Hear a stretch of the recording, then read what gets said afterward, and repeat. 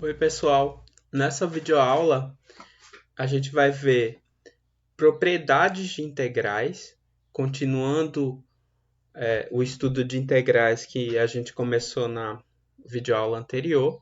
Depois, a gente vai estudar o conceito de antiderivadas. E, finalmente, a gente vai apresentar o teorema fundamental do cálculo, que é o ponto alto do curso de cálculo e ele relaciona todos esses conceitos que a gente aprendeu até aqui. Então, vamos lá. Então, pessoal, na última aula eu falei com vocês sobre a definição de área e de integral. Agora eu quero fazer um exemplo bastante simples de cálculo integral a partir daquela definição. Então, vamos lá.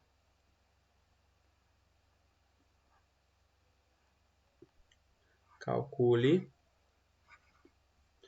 integral de 0 a 1 de menos 2 dx. Então, olha só essa integral. Aqui, o nosso integrando, ou seja, a função que está sendo integrada é a função constante igual a menos 2. O intervalo de integração aqui é de 0 a 1, né?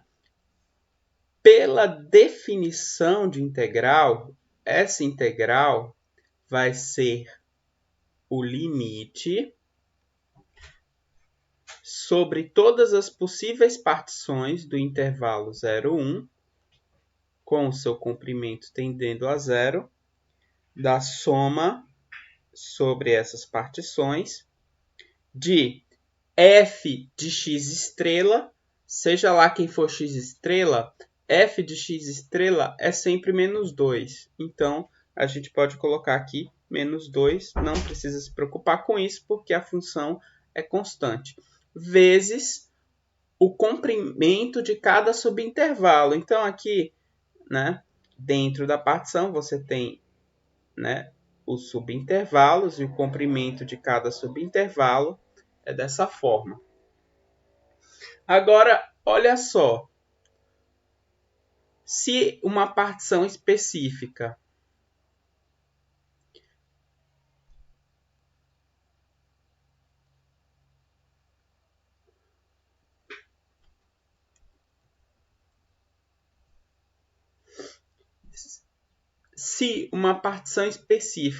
tem, digamos, n elementos, então essa soma aqui ela vai ser assim, né? E aqui você vai ter, digamos, menos 2, né? Vezes x n, que é n mais 1, né? N mais 1 menos xi. Xi mais 1 menos xi, tá? Voltando aqui, então você tem n menos xn menos 1 mais, né, o comprimento do último subintervalo, menos 2 vezes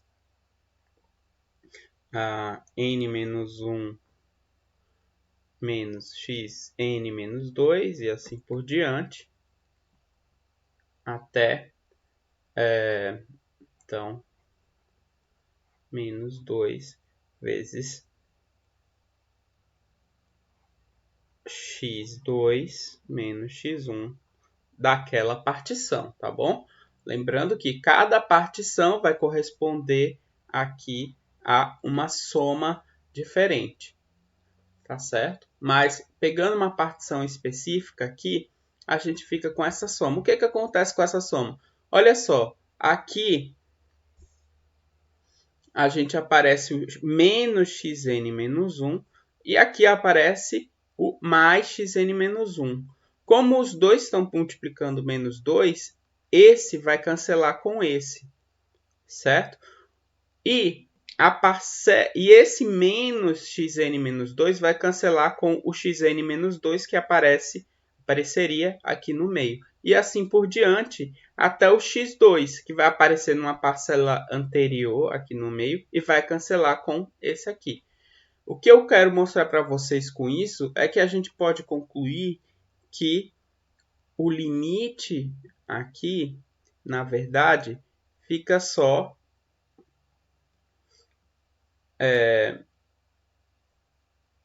menos 2 vezes o último xn aqui, né? E o x1. Xn menos x1, certo? Além disso, lembre-se que o último elemento da partição é sempre o último elemento do intervalo, né? Então, é o extremo do intervalo e o início, o primeiro elemento da partição é o extremo à esquerda, né, do intervalo. Então, na verdade, xn é igual a 1 e x1 é igual a 0, porque o nosso intervalo é de 0 a 1. Seja lá qual for a partição. Então, nesse caso, a gente fica com 1 menos 0, né? Então, fica esse limite aqui. Agora, olha só, a gente tem um limite de uma quantidade que é constante e não depende da partição, porque lembra que a gente pegou uma partição qualquer aqui e notou que seja lá qual for essa partição, vai ocorrer esses cancelamentos, né? E no final a gente fica só com o último elemento menos o primeiro elemento. Então, a gente fica com isso aqui, que é igual a menos 2, tá certo? Por quê? Porque eu tenho o limite de menos 2, então, de uma coisa que é constante, então, vai ser sempre menos 2, tá bom? Então, notem como esse cálculo ele se torna complicado mesmo no caso mais simples possível, que é o caso de uma mera função constante. Quando a gente pega a função x, ainda é possível calcular e vocês podem procurar, vocês vão achar lá a função f de x igual a x, né? A função identidade. Então, você pode calcular esse limite, vocês têm condições de entender também.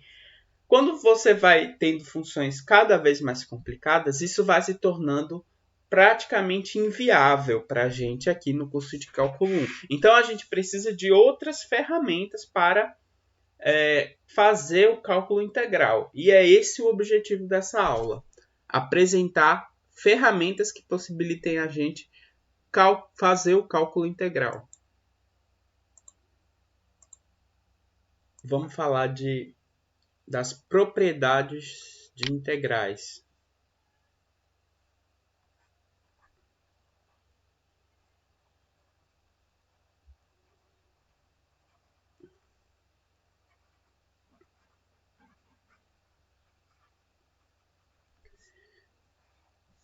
Então,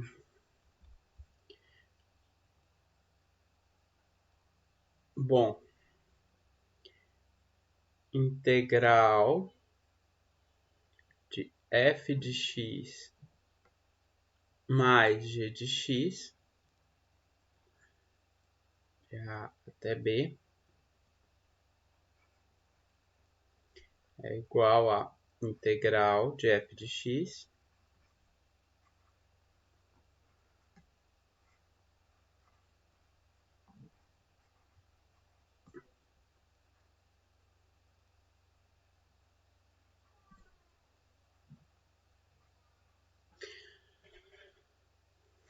Então, a integral da soma é a soma das integrais.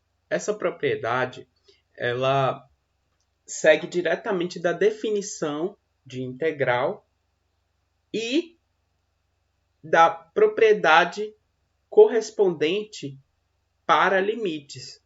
Porque lembre que a integral ela é definida a partir de um limite.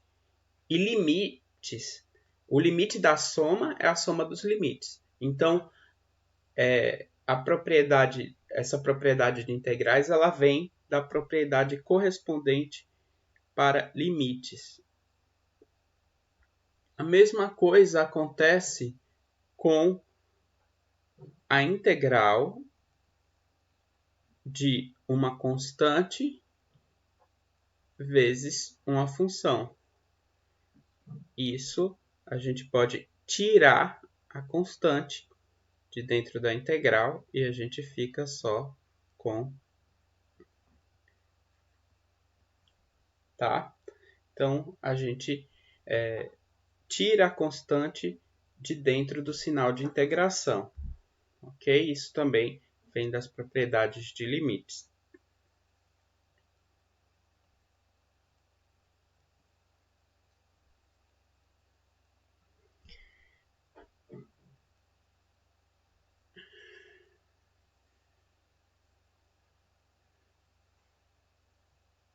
Bom, outra propriedade aqui, se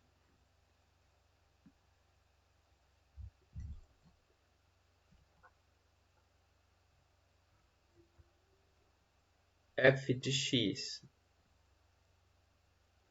é menor ou igual do que g de x para todo x no intervalo AB, então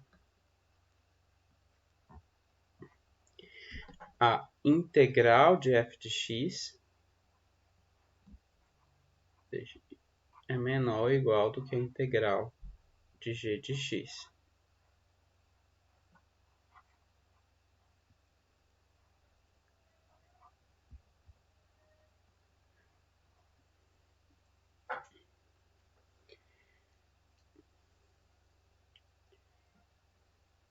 Bom, então, essas são três propriedades de integrais que a gente vai usar bastante ao longo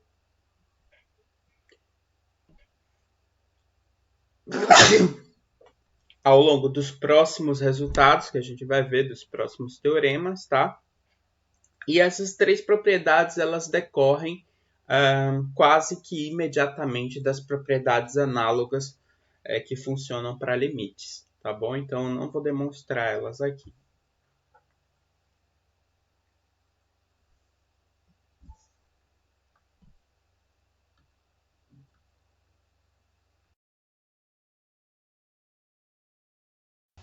Bom, mais uma propriedade interessante para a gente aqui é o seguinte: integral de A até B de f de x dx é igual a integral de A a C de f de x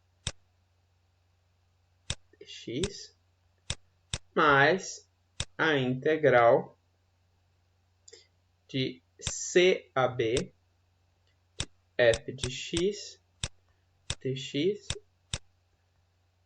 se C está no intervalo AB. O que isso quer dizer? Vamos pensar um pouco em termos de área, ou seja, como se a função f de x fosse não negativa. Então, isso está me dizendo que se eu tenho o ponto A, o ponto B aqui, né? Ponto A, o ponto B aqui, no eixo x, é que eu tenho um ponto C entre eles, né? Um ponto C aqui entre eles, a integral, no caso, como a gente nesse gráfico está supondo que f é uma função não negativa, então f está aqui acima do eixo x, né? A integral de A até B vai ser igual à integral de A até C, mais a integral de C até B. Ou seja, é a soma dessas duas áreas, nesse caso, né, em que a função é positiva. Essa propriedade está dizendo que a função não precisaria ser positiva, que mesmo que a função assumisse valores negativos, ainda assim a gente poderia fazer essa partição de uma integral em duas integrais, considerando aqui um ponto intermediário C, tá certo? Então, essa propriedade, uma coisa que a gente já saberia no contexto de áreas, ele diz, olha, isso funciona em geral para integrais, tá bom? Não só para funções positivas. Isso também decorre diretamente, né, da definição de integral, tá bom? Porque você vai tomar partições de A até C e depois de C até B. E quando você junta essas partições, você vai ter partições de A até B, certo? Então, essa é uma explicação rápida aí para essa propriedade que vai ser importante mais para frente. Outra propriedade que a gente pode ver é que a integral de A até B de f de x dx é igual a menos a integral de B até A de f de x dx. Então, quando você troca a ordem de integração, você tem que mudar o sinal da integral, tá certo? Então, essas propriedades são propriedades importantes que a gente vai aplicar aí mais para frente.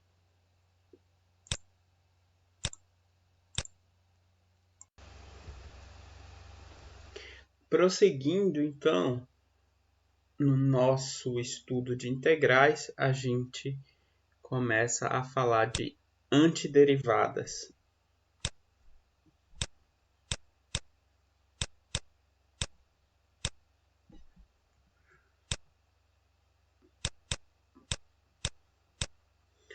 Ou primitivas, certo? Então, os dois termos aparecem bastante, então são termos equivalentes. E o que é uma antiderivada ou primitiva?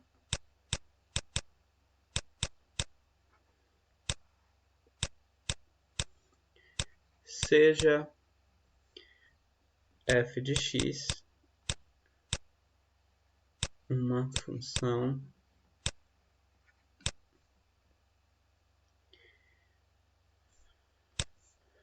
diremos que f' f grande aqui de x é uma antiderivada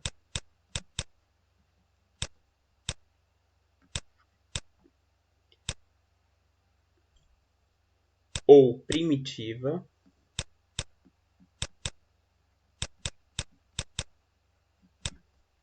de f de x se f' de x é igual a f de x. Então, a derivada da f grande é a f pequena. Claro que a gente está considerando que essas funções estão definidas em um mesmo domínio, certo? Então, está implícito aí nessa definição. Então, antiderivada, né, como o nome já sugere, é o oposto da derivada, ou seja, é a função cuja derivada dá essa função f aqui. Então, f grande é a antiderivada de f pequeno. Tudo bem. Vamos ver um exemplo disso na prática.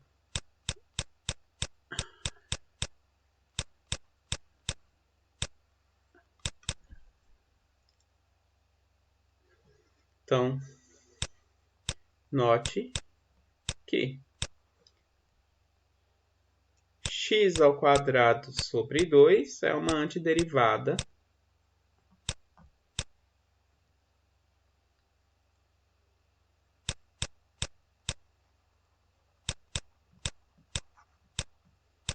de x, certo? A função x ao quadrado sobre 2 é uma antiderivada de x, porque quando eu derivo a função x ao quadrado sobre 2, eu obtenho a função x, tá? X é uma antiderivada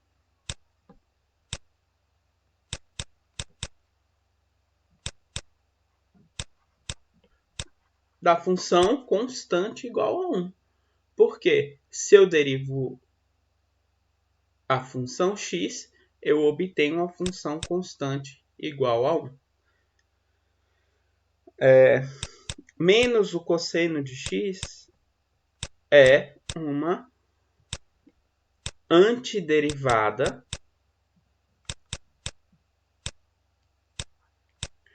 de seno de x, né? Então, deixa eu escrever aqui.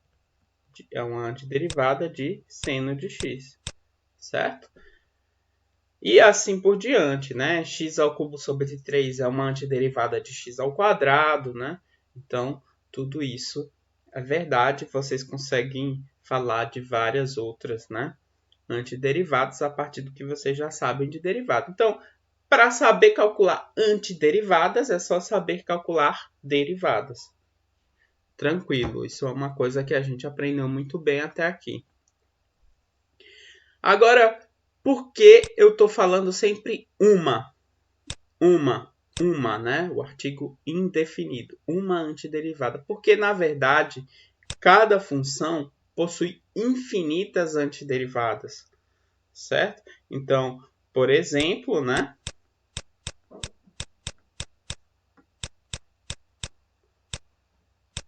Bom,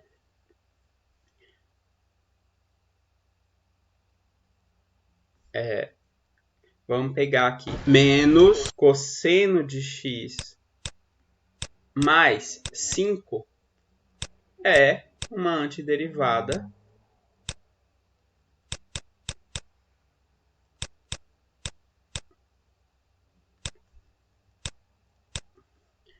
de seno de x. Porque se eu derivo cosseno de x mais 5, eu obtenho seno de x. E se eu fizesse cosseno de x menos 12? Também é.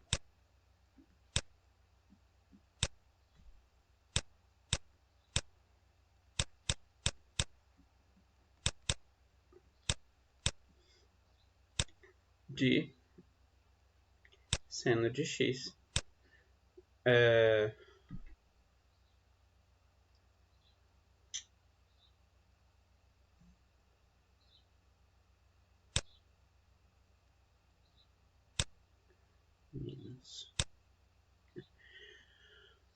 Bom, o que vocês podem compreender disso? Que, na verdade, olha só.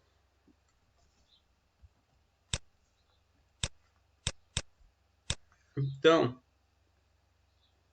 note que se f de x, f grande, é antiderivada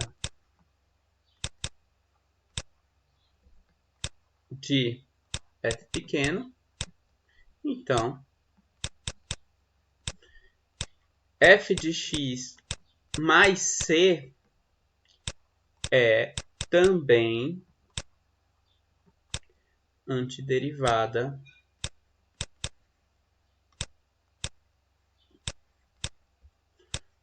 de f de x, tá? Porque o que acontece aqui? Seja lá qual for essa constante c, quando eu derivar, ela vira zero.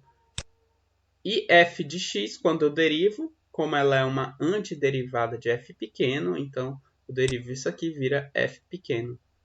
Tá bom? Então fica f pequeno mais zero, que é a derivada da constante. Então acaba sendo também uma antiderivada. Então qualquer valor de constante que eu colocar aí, eu vou gerando novas antiderivadas. Então você tem, na verdade, para cada função que possui antiderivada, você vai ter infinitas antiderivadas, certo? Ok.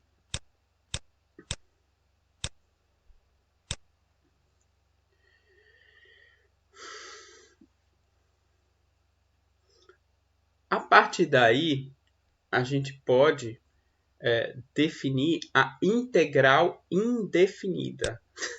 Então, parece um pouco engraçado falar em definir integral indefinida, né? Definição.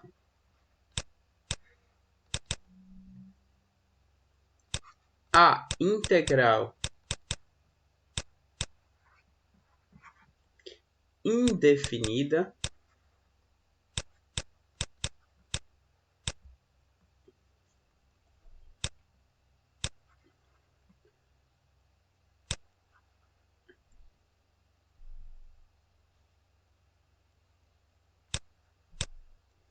de f de x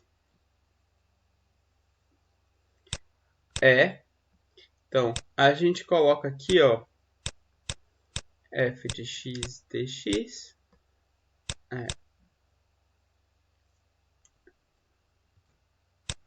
é igual a o conjunto de todas as antiderivadas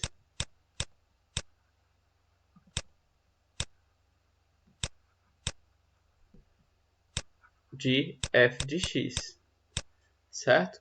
Então, a integral indefinida é o conjunto de todas as antiderivadas de f de x. E eu já adianto para vocês que esse conjunto de todas as antiderivadas, na verdade, a gente escreve assim: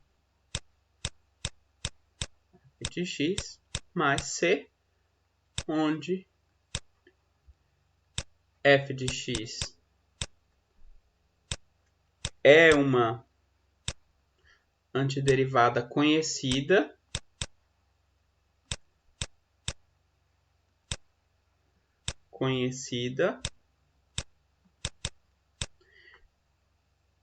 de f de x, e c pode ser qualquer constante.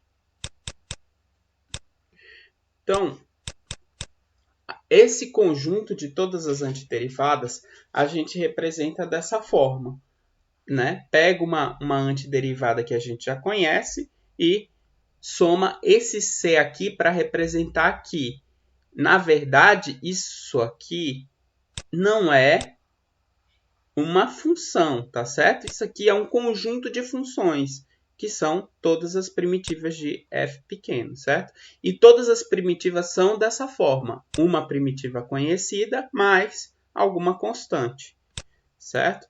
Então, deixa eu fazer um exemplo aqui.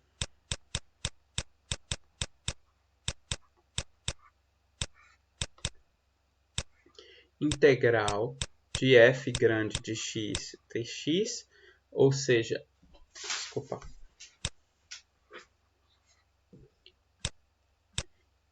integral de cosseno de x dx, né? A integral indefinida é igual a... Bom, aí eu tenho que pegar uma primitiva conhecida do cosseno de x. Qual a função cuja derivada é cosseno de x e que eu já conheço? Seno de x. Então, seno de x. Mais c.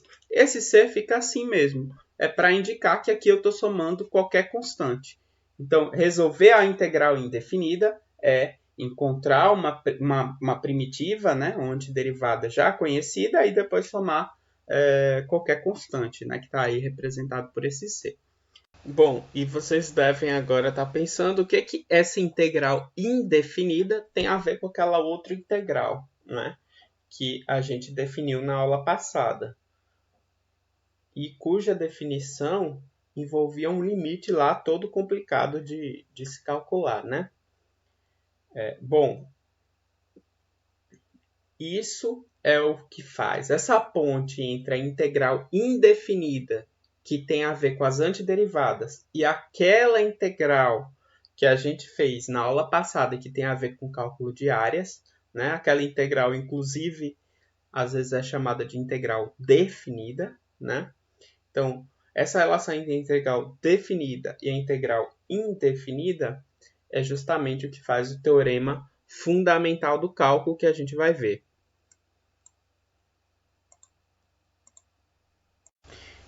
Então, vamos lá para o teorema que é o ponto alto do curso de cálculo. Teorema fundamental do cálculo.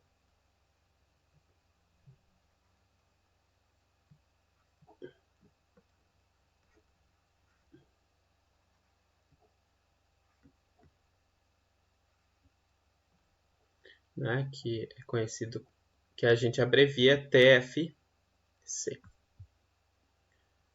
Bom, o teorema. Bom, para poder entender o teorema, a gente precisa de uma forma mais geral de calcular antiderivadas, porque nota que até agora a gente viu alguns exemplos de antiderivadas, mas de funções que a gente já conhecia. Por exemplo, a gente sabe que a derivada do seno é o cosseno. Portanto, a antiderivada do cosseno vai ser o seno mais alguma constante, né? Então, a gente só trabalhou com funções que a gente já conhecia. Em geral, a gente precisa de uma fórmula para representar as antiderivadas e que não dependa de ser funções que a gente já conhecia anteriormente, né? Que seja uma fórmula mais ampla, né? Mais geral. Então, para isso, para vocês começarem a entender isso, eu vou começar com um exemplo aqui, que eu espero que ajude a ilustrar o teorema mais para frente. Então, vamos lá. Considere a função f de x, que ela é o seguinte, ela é igual a f de x igual a f de n, se x pertence a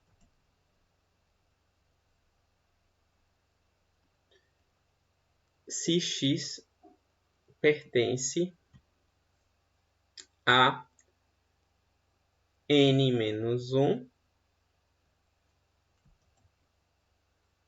n. Certo? Então, como seria essa função, né, considerando apenas a parte positiva aqui do eixo x? Então, vamos pegar aqui só o semiplano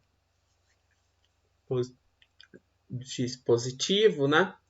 Aqui eu tenho x, aqui eu tenho y. Essa função aqui ela vai ter um certo valor no 0, no 1, né? E o valor dela no 0 vai ser igual. Aí ela vai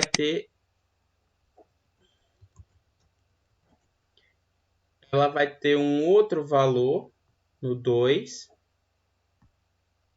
né? Então aqui é f de 1, f de 2, né? Aí ela pode ter um outro valor 3.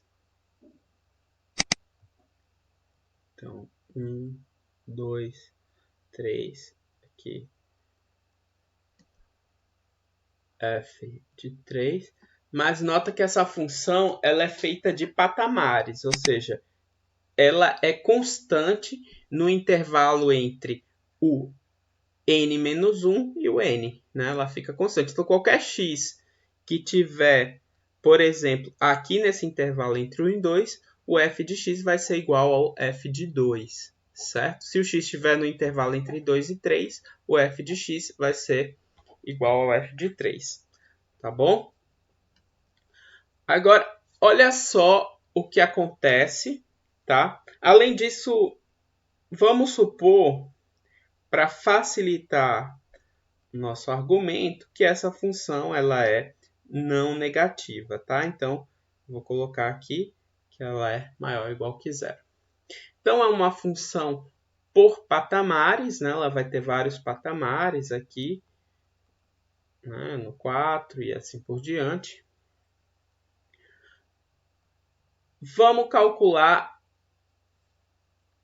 a integral de 0 até um certo n de f de x dx. Então, essa integral aqui é uma integral definida. Como f é uma função não negativa, essa integral vai ser a área sob o gráfico, certo? Então, aqui eu vou simplesmente somar as áreas desses retângulos aqui até o n, certo? Que ele está falando. Então, essa integral aqui vai dar a soma, né? Soma de I igual a 1 até n menos até n de f de I vezes 1, certo? Então, por quê? Porque f de I é justamente a altura de cada um desses retângulos, né? Por exemplo, se eu pego aqui o n igual a 3, esse n igual a 3, eu vou somar a área do primeiro retângulo com a área do segundo retângulo com a área do terceiro retângulo. A área do primeiro retângulo é f de 1 vezes 1. A área do segundo retângulo, f de 2 vezes 2. A área do terceiro retângulo, f de 3 vezes 3. Então, eu vou simplesmente fazer essa soma, né?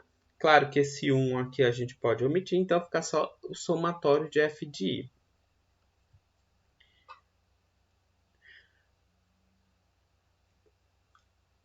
Além disso, olha só, se eu quiser calcular a taxa de variação,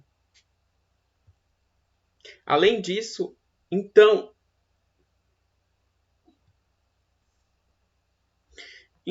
a partir de f, eu posso criar uma nova função. Então, tome g de x, né, igual a integral de 0 até x de f de t dt. Certo? Aqui eu estou usando uma variável diferente, a variável t, como variável de integração, tá? Porque o x ele é a variável da função g. Essa variável t ela é só auxiliar para ajudar a gente a calcular a integral. Ela não é o próprio x, tá certo?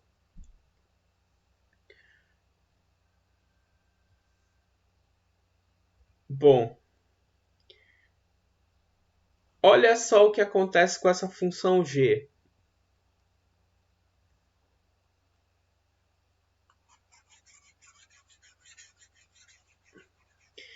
Se eu quiser calcular a taxa de variação dessa função g, né? Então, eu vou calcular o seguinte: taxa de variação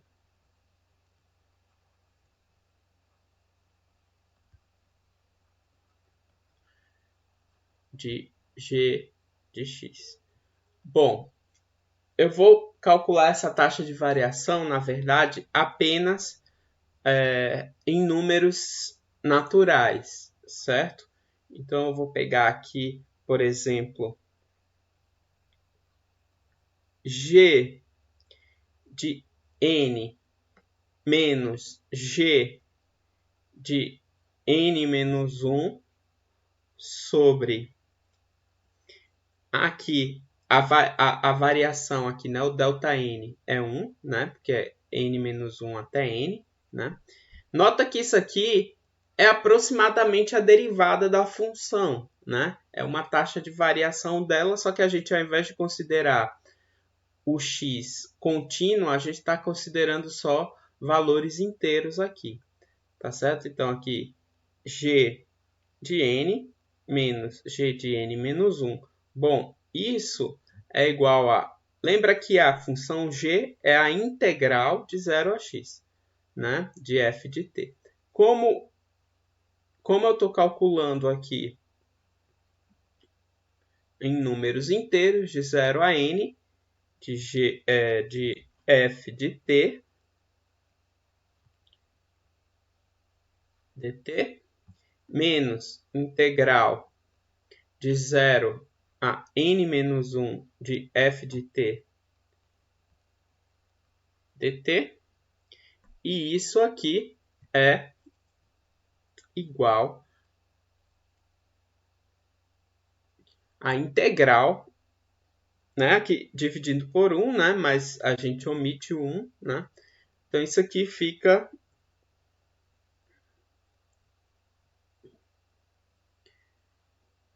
A gente já calculou essa integral, vai dar o somatório de f de i igual a 1 até n, menos o somatório de i igual a 1 até n menos 1 de f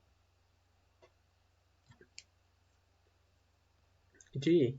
Então, nota que esses dois somatórios aqui, esse aqui vai somar os retângulos, né? Esse somatório que vai até n, esse primeiro somatório que vai até n, ele vai somar os retângulos até o número n, até o enésimo retângulo. Já o outro somatório, esse aqui, ele vai somar até o enésimo menos 1 retângulo, né? Então, de modo que no final, quando você subtrai um do outro, você vai ficar só com o último retângulo. Então, na verdade, aqui, isso aqui vai ser, essa subtração vai ser f de n, certo? Ou seja, lembra que isso aqui é a taxa de variação da função g, que é dada por uma integral? Essa taxa de variação, né, aqui considerada só considerando valores inteiros, ela vai ser a f de n, tá bom? Então, se a gente pensasse em termos de funções contínuas, né, funções com x variando em r, não só valores naturais de x, isso está me sugerindo que a derivada dessa função g, que é dada por uma integral, na verdade, vai ser a própria f. Ou seja, a gente concluiria, né, ou seria levado a concluir que a derivada de uma função definida dessa forma, por uma integral da função f, vai ser a própria função f. Ou seja, essa g seria uma primitiva da função f. Tudo bem? Então, de novo, por quê? Porque isso aqui é o cálculo de uma taxa de variação. E quando a gente está falando de funções definidas, né, em R, a taxa de variação instantânea, né, é a derivada. Então, aqui seria um cálculo, corresponderia a um cálculo de derivada, e a gente conclui que essa derivada seria f. Claro que isso aqui é só para a gente ter uma intuição do que está acontecendo, tá? Porque o enunciado do teorema mesmo e a demonstração eu vou fazer em seguida. Bom, então vamos finalmente para o teorema.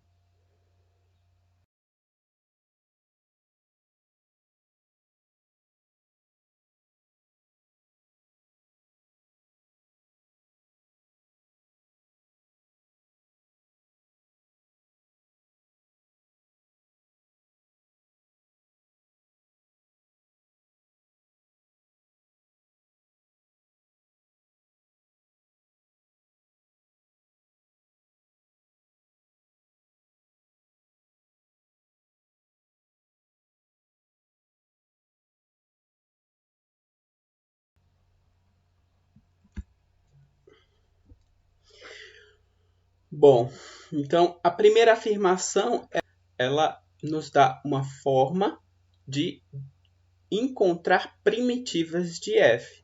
Como? Integrando a função f. Isso, formalmente, é igual ao que a gente fez no exemplo anterior. Só que lá no exemplo a gente ia só com valores naturais de x, né? Então, se você olhar aqui, aqui a gente está considerando valores quaisquer de x no intervalo AB. certo? Então, deixa eu até colocar aqui, né? X pertence a B, tá bom?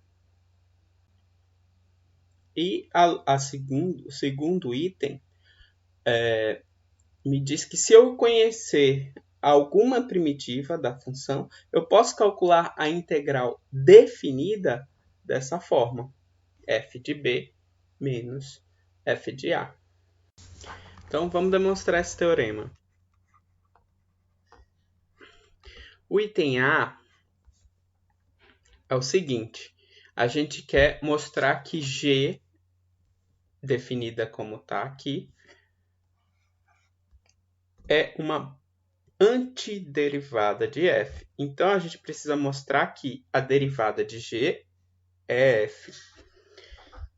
O que é a derivada de uma função? A gente sabe que g' de x é o limite, quando h tende a zero, de g de x mais h menos g de x sobre h. Essa é a definição de derivada. Mas, o que é g de x mais h? Então, continuando aqui embaixo, g de x mais h é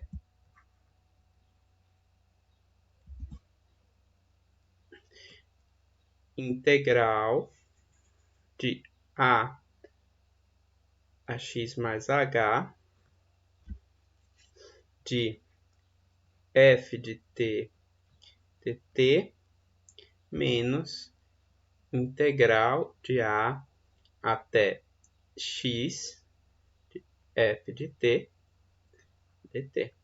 Isso tudo sobre h.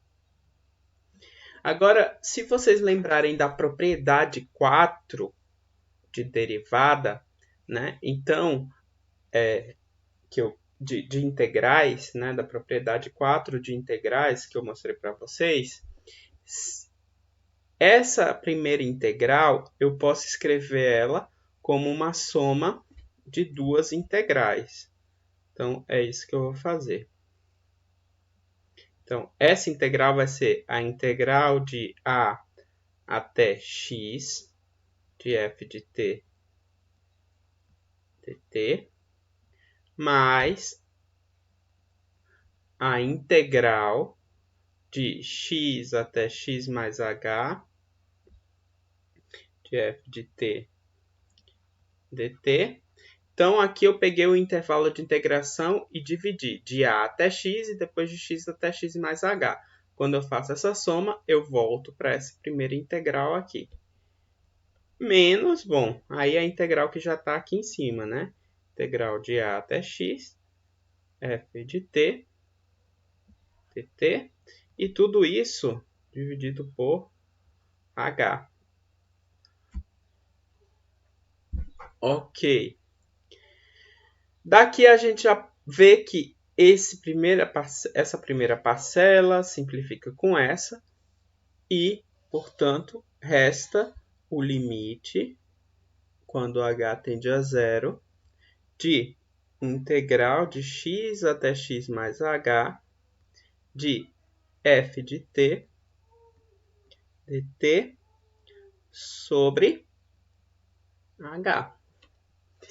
Agora, vamos nos concentrar nesse limite aqui. Então, vamos dar uma olhada nesse limite com um pouco mais de atenção. Esse limite, olha só, a função ft é contínua. Isso quer dizer que, pelo teorema de Weierstrass, né, ft ela tem um máximo e tem um mínimo no intervalo x até x mais h. Então, ft vai ser menor do que um mínimo e vai ser, maior do que um certo mínimo e menor do que o certo máximo, por ser contínua nesse intervalo de x até x mais h. Então, eu coloquei aqui o mínimo mh pequeno, o máximo m grande h. Esse h é porque dentro do limite, o h está variando. Se eu reduzo o h, é claro que o mínimo vai mudar e o máximo vai mudar, porque eu estou considerando intervalos diferentes, tá? Então, para cada h eu tenho um intervalo de x até x mais h, e para cada um desses intervalos eu tenho um mínimo e um máximo da função ali dentro. Isso me diz o quê? Isso me diz que...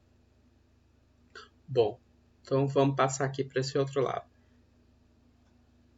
Esse limite que a gente está querendo calcular vai estar entre, né, o limite, quando h tende a zero, de integral de x até x mais h de m pequeno h dt,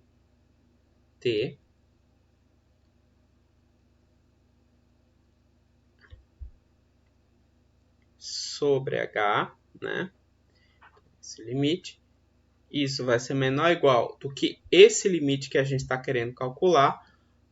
Para facilitar a nossa vida, eu vou chamar esse limite aqui de L. Assim eu não preciso ficar repetindo, tá bom? Então isso aqui vai ser menor ou igual do que o limite que a gente quer calcular, que é o limite, quando h tende a zero, de integral de mh dt de x até x mais h dividido por h. Bom, integral de uma constante, né, como é mh, m pequeno h, m grande h, a integral de constante é sempre a constante vezes o comprimento do intervalo, tá bom? Isso vocês podem até fazer como exercício, tá? Então, a integral de qualquer constante é a constante vezes o comprimento do intervalo. A gente fez um exemplo com menos 2 integrado de 0 a 1, né? Aqui a gente vai usar isso com uma constante qualquer, mzinho_h. Então, a gente tem o limite quando h tende a zero, e aqui, então, vai ficar o mh vezes o comprimento do intervalo. Qual o comprimento do intervalo de integração? De x até x mais h, o comprimento dele é h. Claro que tudo está dividindo por h, como antes. Isso é menor ou igual do que o limite que a gente quer calcular, que por sua vez é menor ou igual do que o limite quando h tende a zero. Essa integral aqui, ela também vai me dar a constante vezes o comprimento do intervalo, que a gente já sabe que é h, sobre h. Esse h vai com esse h, esse h vai com esse h, então a gente tem que o limite, quando h tende a zero, de mh é menor ou igual do que o limite que a gente quer calcular, que é menor ou igual do que o limite de m grande h, quando h tende a zero, certo? Ok, a gente tem agora essas duas desigualdades aqui. Vamos tentar entender o que é o limite de m pequeno h e m grande h. Vamos pensar um pouco. M pequeno h é o mínimo de f no intervalo x, x mais h. M grande h é o máximo de f nesse intervalo. Então, deixa eu fazer aqui uma observação aqui lateral. Vamos só visualizar isso. Então, aqui eu tenho o intervalo x, x mais h. Aqui eu tenho a função f, que tem um certo gráfico aqui, poderia até ser negativo, mas enfim, aqui eu tenho a função f, ela tem um máximo e tem um mínimo.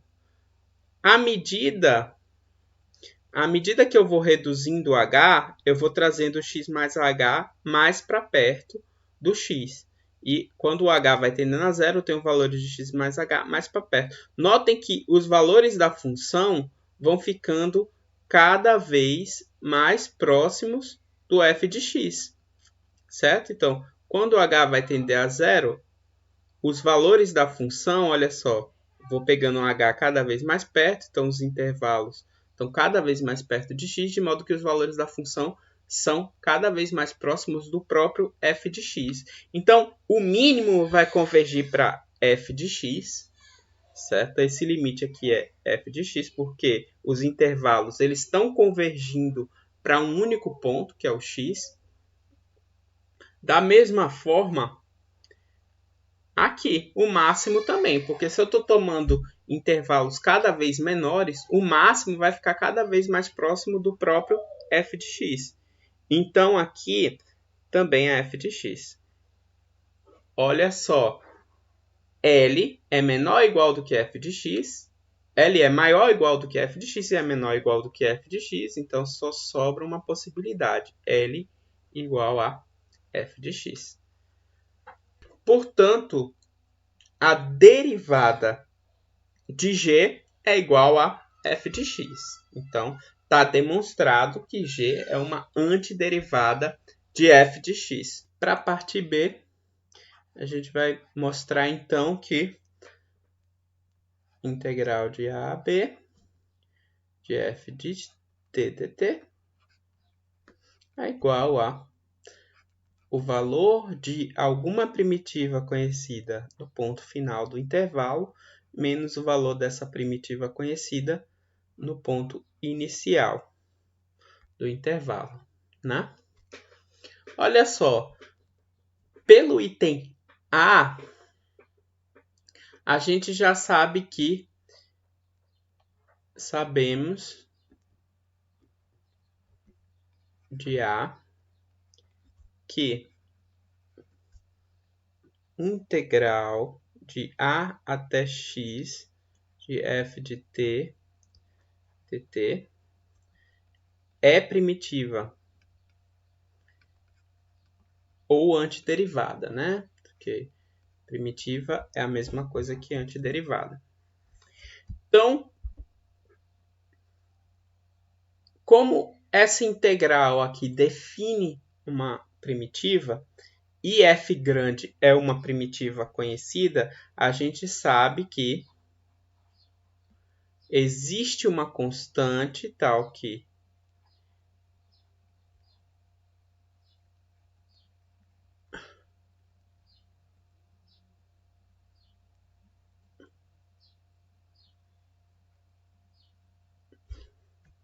essa integral mais essa constante vai ser igual a f de x.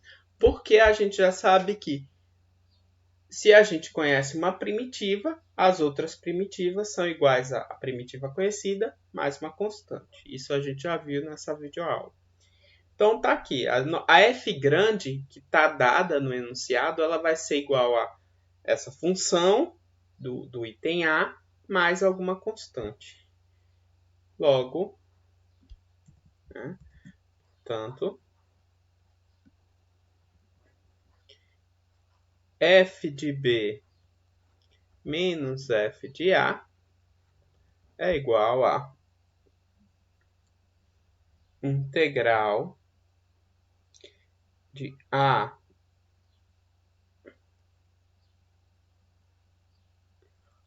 até B de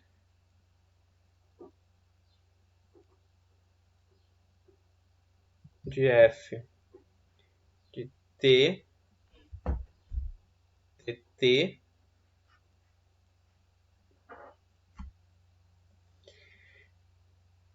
mais c menos integral de A até A de f de t dt mais c. A integral em um intervalo onde o ponto final e o ponto inicial são iguais é sempre zero. Então, essa parte aqui é zero. Portanto, a gente fica aqui com c, que vai cortar com esse c. Isso é integral, então, de A até B de f de t dt.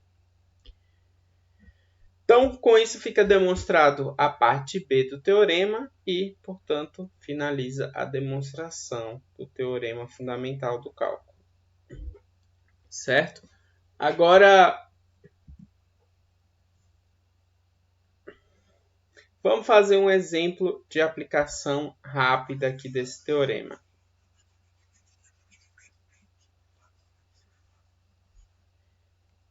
Então, exemplo.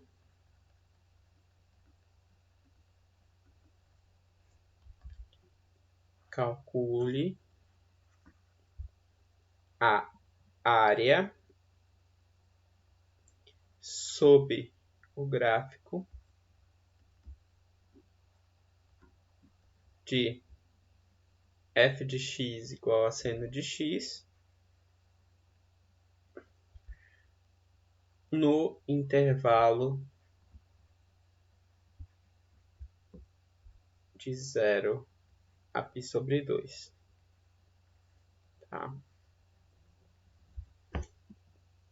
Então, a gente sabe que nesse intervalo a função seno de x ela é não negativa. Portanto, a área vai ser igual à integral da função nesse intervalo.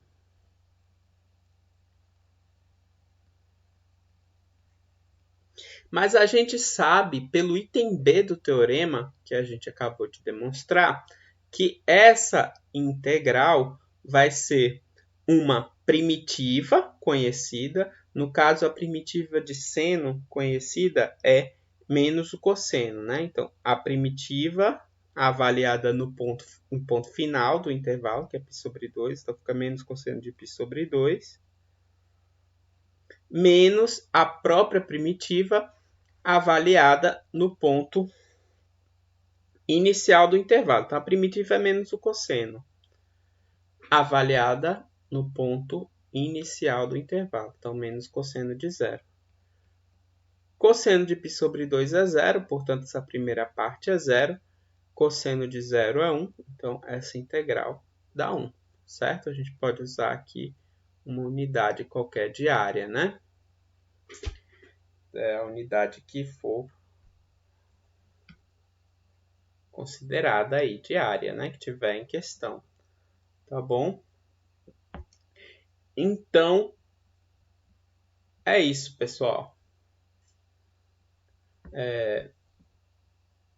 Então é isso, pessoal. Até a próxima aula.